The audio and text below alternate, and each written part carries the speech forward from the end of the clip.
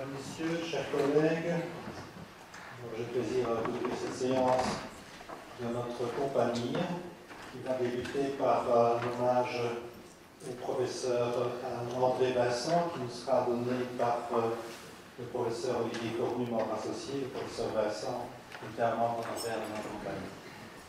Monsieur Cornu. Monsieur le Président, Monsieur le Secrétaire perpétuel, chers collègues, chère Madame Vincent, chère famille, chers élèves, chers amis du professeur André Vincent, Mesdames, Messieurs. Le professeur André Vincent, membre honoraire de notre compagnie, s'est paisiblement éteint le 6 avril 2023 entouré de sa famille. Il avait fini, quelques semaines auparavant, par accepter le chemin que lui imposait la maladie, alors même que son énergie positive lui dictait encore de s'engager personnellement dans de nombreux projets, d'encourager et de soutenir par son écoute bienveillante et ses conseils avisés tout un chacun, enfants, petits-enfants, anciens élèves, à labourer les chemins de la vie, y prolonger les sillons qu'il avait lui-même ouverts. Probablement aurait-il pensé qu'il avait préparé et semé le champ et qu'il était temps qu'il laisse à d'autres le soin d'en récolter la moisson et de poursuivre son œuvre. Originaire de Charleroi, où il est né le 18 février 1931, André Vincent achève après-guerre son éducation au collège jésuite du Sacré-Cœur. Il entame ensuite des études de médecine et sera diplômé docteur en médecine, chirurgie et accouchement de l'Université catholique de Louvain en 1955. Il entreprend une formation chirurgicale dans le service du professeur Jean Morel aux cliniques universitaires Saint-Pierre à Leuven. En 1958, à Lyon, il est assistant en chirurgie générale et vasculaire dans le service du professeur Paul Santi, membre étranger de notre compagnie depuis 1947. On disait de M. Santi qu'il était un des derniers représentants de ces grands patrons qui menèrent de front les tâches de la chirurgie générale et celles de la cancérologie. André Vincent l'assiste probablement pour ses premières interventions à cœur ouvert et des interventions de pointe qu'il réalise pour les enfants bleus, technique qu'il avait acquise auprès d'Alfred Blalock à Baltimore. Paul Santi donne également à André Vincent la possibilité de fréquenter le service du professeur Albert Tria, pionnier de la chirurgie du genou et de la traumatologie sportive, et qui rejoindra notre compagnie en 1970. Albert Tria avait-il fréquenté Albin Lambotte? Toujours est-il que, comme celui-ci, il était un adepte et un grand défenseur de la no-touch technique, et qu'une intervention n'était réussie que lorsque celle-ci se terminait avec des gants blancs immaculés. Cette faculté ne manqua pas d'impressionner André Vincent. Il est sûrement également probable que la capacité de se mettre en chirurgie à tirer profit de ses propres échecs pour nourrir le progrès façonnera durablement l'approche d'André Vincent dans sa pratique clinique. Fort de ces deux premières expériences, et peut-être stimulé par le parcours de Santi aux États-Unis, il poursuit sa formation à New York à la Rochester University auprès des professeurs Robert Duty et Louis Goldstein, dans le temps de la chirurgie de la colonne vertébrale. Il y apprendra la prise en charge de la scoliose, qui deviendra une de ses deux activités de prédilection. Comme son frère aîné, Jacques, devenu doyen de la faculté de Lovanium en 1956, son parcours brillant le conduit à embrasser une carrière universitaire. Il rejoint l'équipe de chirurgie des cliniques universitaires de Louvain, et plus particulièrement le service d'orthopédie de Pierre Lacroix, individualisé en 1954 avec la création de la première chaire d'orthopédie de Belgique. Pierre Lacroix, formé dans le service de Smith Peterson à Boston, a mis toute son énergie à créer dans le pays le premier service universitaire de chirurgie orthopédique. Pierre Lacroix souhaitait que le service soit non seulement une école de formation de techniques professionnelles, mais aussi le lieu où chacun trouverait les bases de la biologie osseuse qui le rendraient plus aptes à comprendre les gestes médicaux et chirurgicaux qu'ils étaient amenés à poser pour chaque jour. Il confie l'anatomie à Antoine Dehn et l'activité clinique à André Vincent. La traumatologie constituait une part importante des activités du service. L'immobilisation plâtrée et l'extraction continue y jouaient un rôle premier. La chirurgie se développait en utilisant pour les premières ostosynthèses des plaques de Danis et de Verbrugge, ainsi que le fixateur externe de Lambotte. Ces trois chirurgiens belges ont été les pionniers de la fixation osseuse, non seulement dans notre pays, mais également dans le monde. L'emplouage centromédulaire de Güncher, sans alésage ni verrouillage, devenait l'ostosynthèse de choix dans les fractures diaphysaires. La technique de Smith Peterson pour le traitement des fractures du col était également pratiquée. Les 3 salles d'opération devaient être partagées alternativement avec les collègues flamboyants de chirurgie générale. Elles étaient le théâtre de toutes les interventions, des plus bénignes aux plus graves. L'auditoire de chirurgie continue servait parfois de salle de secours pour une fracture du col de fémur ostéosynthésée ou pour la gangrène gazeuse à débrider. C'est dans cet environnement qu'en 1959, l'équipe du professeur Lacroix réalisait la première arthroplastie de hanche pour une fracture du col du fémur. C'était un nouveau départ dans la chirurgie de reconstruction fonctionnelle. André Vincent s'entoure en 1962 de Pierre Deneyer après un séjour à Paris chez le professeur Robert Merle-Daubigné à l'hôpital Cochin.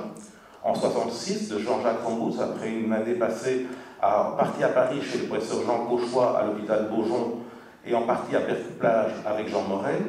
Et en 1968 de Ladislas Lokitek revenant de Wilmington après une année chez le docteur Dean McEwen.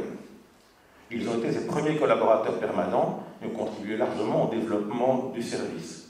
Pierre Deneyer fut plus orienté vers les séquelles traumatiques et les tumeurs, et Jean-Jacques Rambous vers l'orthopédie pédiatrique et la chirurgie de la main.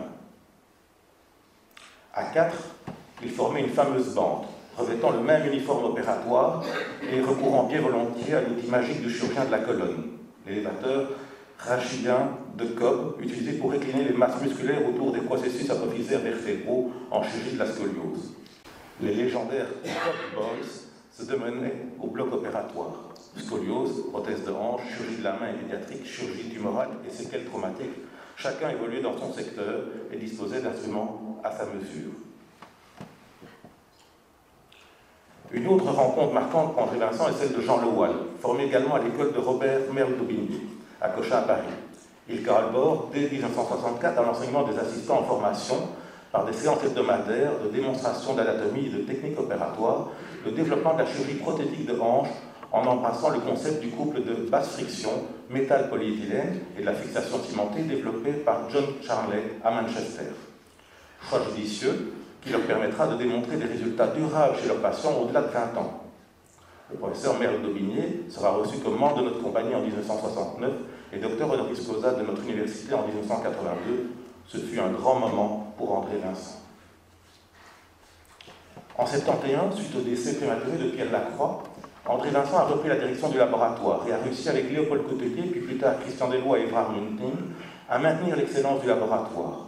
Il préside tour à tour la Société belge d'orthopédie en 80, la présidence de l'Union européenne des médecins spécialistes en orthopédie de 87 à 89, le European Spine Society en 1990, et à partir de 1992, il est délégué international à la Société internationale de chirurgie orthopédique et de traumatologie. Et enfin, en 1994, il accède à l'Académie royale de médecine. Il a eu la lourde charge de développer le service au moment où se dessinait l'individualisation à part entière de la spécialité et l'explosion des nouvelles techniques chirurgicales. Il constitue une équipe robuste et recherche les compétences pour introduire les nouvelles techniques chirurgicales en veillant à ce que chacun dispose du bagage académique et de l'ouverture internationale.